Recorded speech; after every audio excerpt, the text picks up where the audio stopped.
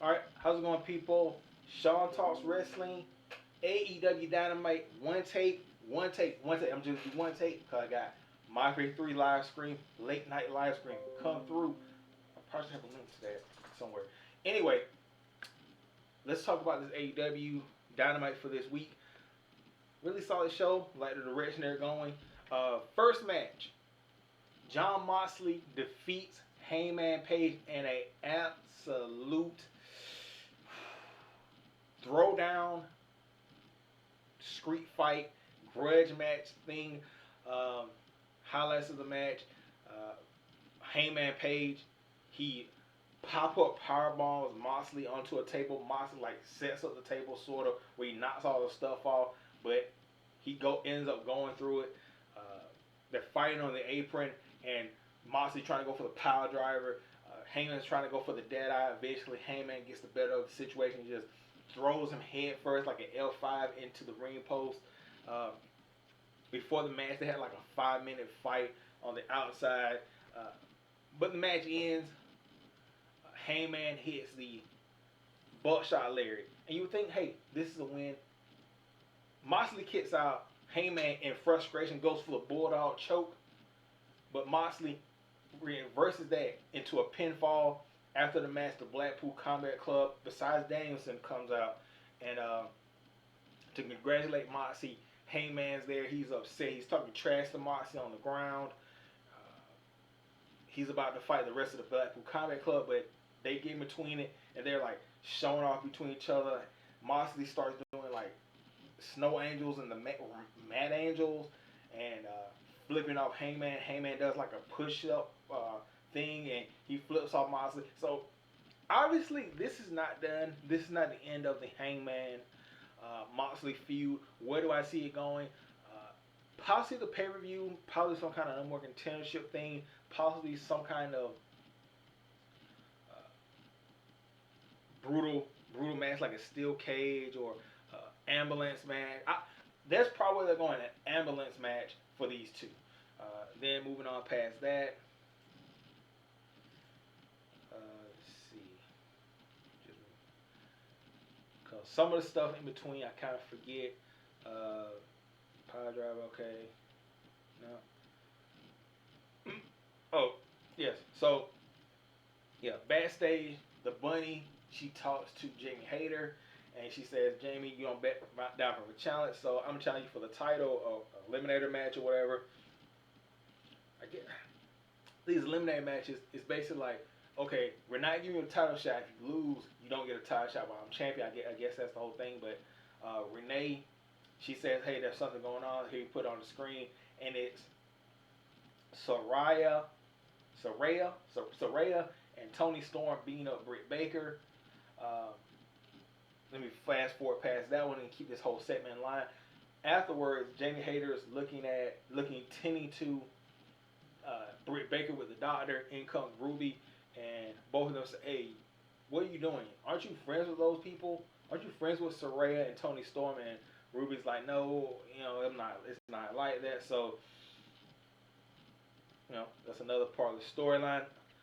Moving on past that one, you had the Acclaim beating up a local team or any team, the Outrunners. They beat them in like less than 2 minutes.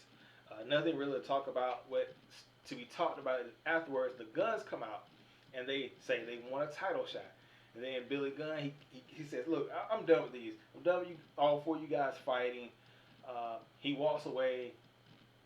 Austin, was it Austin? Yeah, Austin says, "That's what you always done. You turn your backs on us, and why don't you just get to the bottom of a pill bottle or whatever?" Billy Gunn comes back in the ring. He's like, um, he says, "You think you're big enough, big boy pants or whatever?" The mic goes out, and Billy Gunn, as a professional, instead of trying to repeat the line, he says another line. He said, "You heard what I said. Now look me in my eyes, and you think you're big, but next week you'll be facing the Acclaim." And the Acclaim are just sitting there like, yeah, what the actual fuck? Like, why are you putting our title shot on the line? Like, we didn't. Hold up, bro.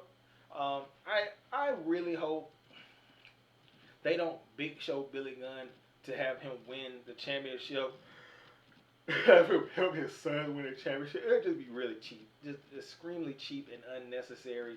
But anyway, moving on past that one, uh, you had Jungle Boy talking about his tag team with Hook, and he's like, "Look, Cook is cool, but I've been to the top of the tag team mountain, and I want to win singles gold. Simple, you know. There's a nice little side part, but hey, get back to Jungle Boy being a great singles competitor, possibly winning the ROH. I can see him winning the ROH title for some reason. The ROH TV title. I can see him winning that for some reason. Anyway, uh, yeah, the next match, Takeshita defeated Brian Cage. Really good match here. I know a lot of people hate Brian Cage, but you know, I enjoy his matches. I especially enjoy this one. The match ends with uh, Takeshita hitting like two back-to-back sheer drop brain busters, Cage kicking out, and then Cage sets him up for like a power bomb off of the top rope, but Takeshita counters that and hits a sheer drop brain buster off the top rope, and then hits him with a jumping knee, and wins the match 1, 2, 3. Like I said, I enjoyed this one. And then after that, you have the Elite. Oh yeah. A couple of things in between before we get to the match. You had the Jericho Appreciation Society announce the Garcia Guevara something or whatever. So basically, Ricky Starks has to go through all the people in the Jericho Appreciation Society to fight Chris Jericho. Stupid, just completely stupid. Just he he's already beaten Chris Jericho, so why is he still trying to fight Chris Jericho because he's on a tag match? Like no, it's stupid. It's stupid. This is what people hate about Chris Jericho and get to a few him. It like you'll beat him and then it like drags on. He beats you and just keeps on dragging and milking out dry and dry and dry. It's just the juice is gone. Like this is nothing now. So Ricky Starks is gonna face Cool Hand. Then if he beats Cool Hand, he's gonna beat Daddy. I thought 2.0 was a tag team. Obviously not. Because they whatever. Then he'll fight either Garcia or Guevara, which is probably gonna be like a handicap match. They'll probably be right up, and then he's gonna fight. Get here. Shut up. Come here. Come here. Come here. Come here. Anyway, little dog, Charles. And then you had. Let's see, what was it? It was. Oh yeah, the Elite. They're playing basketball, and they tell Top Flight, "Hey, Top Flight, bring AR Fox, and we'll beat you guys because they beat the Young Bucks, and they're getting a trios match." Then in walks Ego, Ethan Page, Matt Hardy, and Isaiah Cassidy with Stokely Hathaway. They make fun of Stokely's height, and then Ego was like, "Look, you guys don't have anything to do this Friday. We got something to do. We want to have a match." Kenny's like, "I'm probably not." But then Don says to him, "Look, if you get a picture of you one wing angeling Matt Hardy, we can sell that as an NFT for a lot of money." Somebody has told him that NFT boom the NFT wave has all but crashed. But anyway, highlight of the segment. I guess this Isaiah Cassidy thing. He's been doing this a lot. Like he'll just go to somebody. Like he walks up to Kim, man. He was like, "Hey, we're ready," and he said, "Oh, I guess it means, hey, we're gonna get ready to fuck you guys." Like, get beat. I don't know. Like, it's weird. It's different. I enjoy it. I guess. I guess I can see the crowd getting behind that. Then you had Bryan Danielson defeating Timothy Thatcher in what I thought it would be a catch can, bar for bar, hold for hold match that I'm sure not a lot of people enjoy, especially in the arena, but watching on television or internet, I enjoyed it. I enjoyed the hell out of it. Thatcher working on Danielson's arm. Um, Toward the end of the match, he, with the ref bump and how it happened, I thought it was gonna be. It could have been worse. So Bryan Danielson has Thatcher in a chokehold. Thatcher pushes him to the corner. Referee gets sandwiched. Out comes MJF with the ring, and then Takeshita attacks him into the back. Bryan Danielson ends up winning, beating Thatcher with the Psycho knee. Uh, Still ran a clean match. Fast forward, Takeshita and MJF are fighting backstage. Security finally breaks him away. Renee steps in and says, "Hey, Tony Khan is making a title elimination match between MJF and Takeshita. Gonna be looking forward to that one." MJF fast forward. He goes into Rush's locker room and gives him a briefcase full of cash. And he says, "Hey, if you can beat Danielson or rip his shoulder off the bone, I got 5 more briefcases." It's like 5 more briefcases of cash for you. There's some tension because Roosh, being Roosh, pretty much disrespects MJF, calls him a perro. I really wish Mexican wrestlers who like have this class thing to them would stop using that, because it's just anytime I hear a Mexican wrestler do that, it's just like, hey, where's Alberto Del Rio? Where is Alberto Del Rio? Are there not any other insults in Mexican that people can bring to the forefront, or is it always pedo? Like, I guess the classic never die. Maybe that's just me. But moving on past that, let's see. Oh, Jade Cargill defeated Red Velvet. I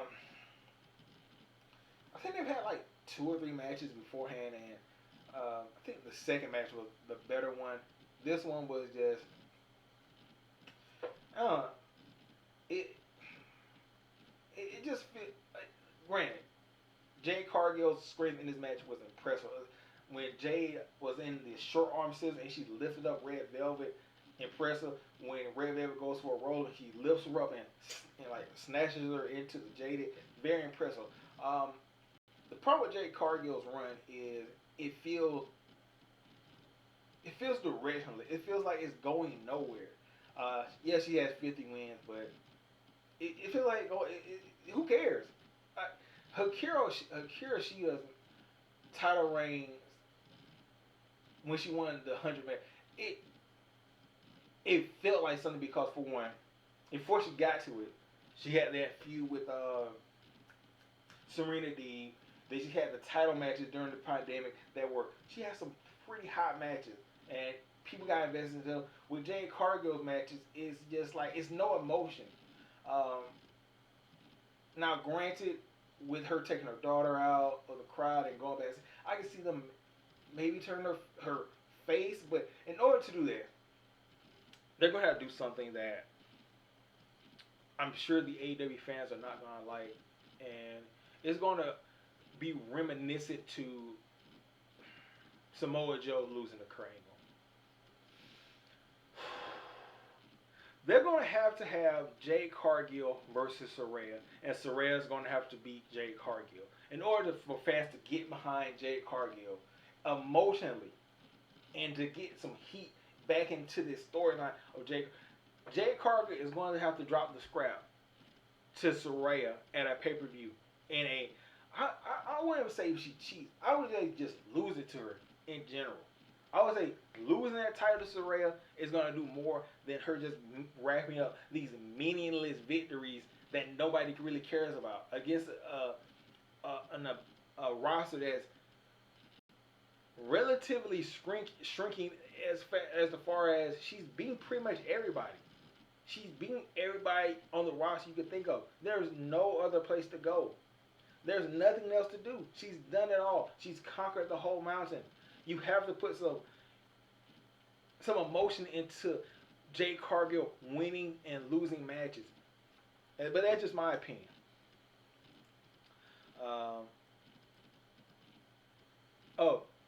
And then you had, and a surprise, and a huge, out of nowhere surprise, Samoa Joe regains his TNT title, reclaiming his spot as the king, the one true king of television. This match was just nasty. Um, Darby Allin, man. Like I always say, Darby Allin does not wrestle. He fights. It actually feels like he's fighting for his life, throwing powder in Samoa Joe's eyes, the fingers to the eyes. His his, his struggle fight is just so. It looks so believable. And then Darby, uh, when he's got Samoa Joe down, he like grabs a knife and starts cutting the ring. I mean, he has this look on his face like, I gotta do it. This is my last chance. He's gonna kill me. I gotta do it. So he takes the boards up, removes the foam. Samoa Joe's still not. He runs head first into Samoa Joe. Samoa Joe does the classic walk away, and there's a table set up, and Darby just smacks right forth into a table. Table explodes. Um, they have the stuff with the eyes and the powder. Um, Darby tries to. I think he. What does he go for? No, he tries to go for the coffin drop. The coffin drop. Now, granted, beforehand, Darby, he had came out with this shirt of tags. He attacked Joe, took it off, tried to put it back on to hit a coffin splash. He couldn't really put it on. Hit the coffin splash. Joe kicked out. So he tried to go for another coffin splash, coffin drop to Joe with the exposed board. Joe grabs the referee, puts the referee into the ring rope. Darby loses balance, falls. Joe grabs him, super muscle buster from the top onto the boards. Joe pins Darby Allin 1, 2, 3. But the story does not end as we see a returning Wardlow with the new haircut. He beats up Samoa Joe, tries to go for the powerbomb. Joe powders out, looks like, oh, you're back.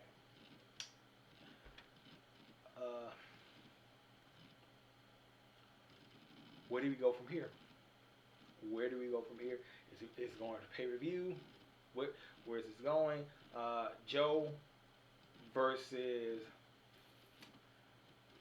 Wardlow. I look forward to it. I do. Yeah.